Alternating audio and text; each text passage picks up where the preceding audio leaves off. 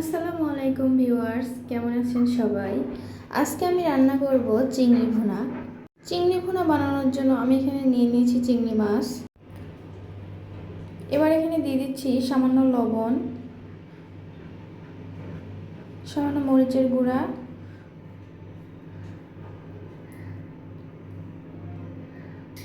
ও সামান্য হলুদের গুঁড়া। এবার এটাকে ভালো করে মাখিয়ে নেব।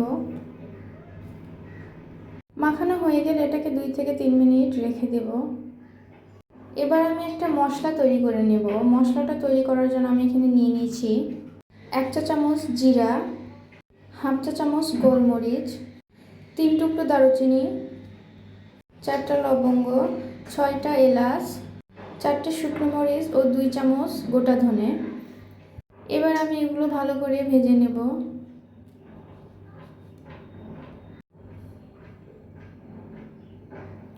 ভাজা হয়ে গেলে এটাকে পাউডার করে নেব। এবার ম্যারিনেট করা চিংড়িগুলো ভেজে নেব।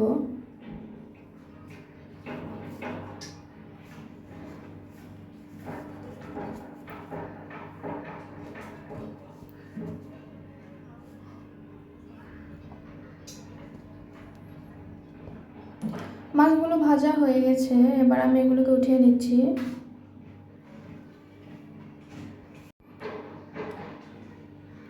এবার আমি ওই একই তেলে দিয়ে দিচ্ছি পেঁয়াজ কুচি।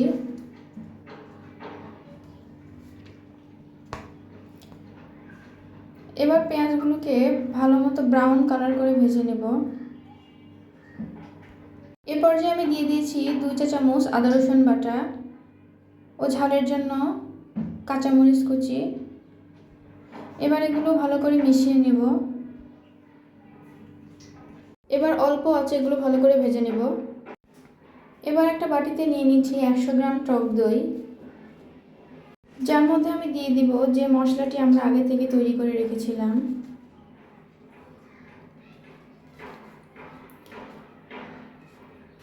এরপর সামান্য পানি দিয়ে মশলাগুলো ভালো করে মিশিয়ে নেব।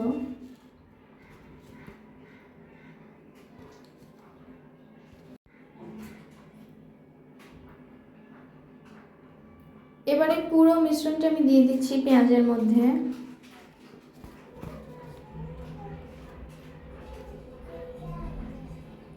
ভালো মতো মিশিয়ে নিলাম।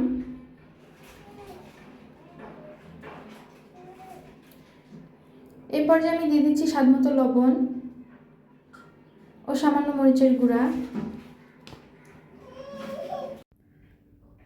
আবারও ভালো মতো মশলাগুলো মিশিয়ে নিলাম।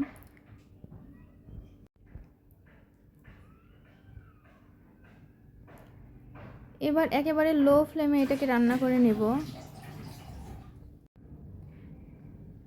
এবার পানি দিয়ে ভালো করে মশলাটাকে কষিয়ে নেব।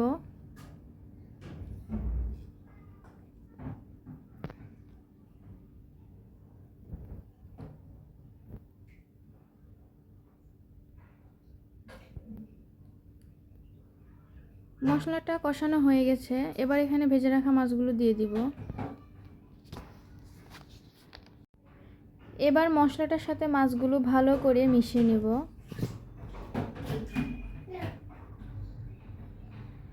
এই রান্নাটা খুব সহজেই করা যায়।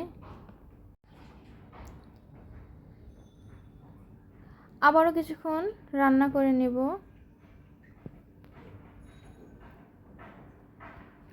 ঘরে থাকা সব উপকরণ দিয়ে এটি তৈরি করে নিতে পারেন।